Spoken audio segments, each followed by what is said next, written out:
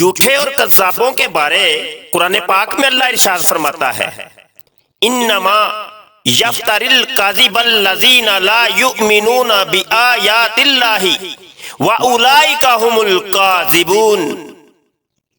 جھوٹ افطرا تو وہی لوگ کیا کرتے ہیں جو خدا کی آیتوں پر ایمان نہیں لاتے اور وہی جھوٹے ہیں۔ اللہ کے نبی صلی اللہ علیہ وآلہ وسلم نے ارشاد فرمایا من کذب علی متعمدا فلیتبوأ مقعدہ من النار، جس نے میری طرف جھوٹ کی نسبت کی اس کو چاہیے کہ اپنا ٹھکانہ جہنم میں بنا لے۔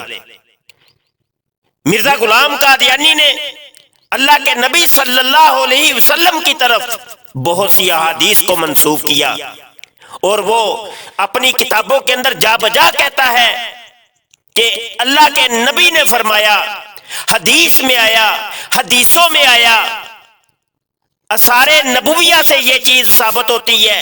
جبکہ ہم احادیث کی کتابیں اٹھا کے دیکھتے ہیں تو ہمیں ایسی کوئی چیز نہیں ملتی۔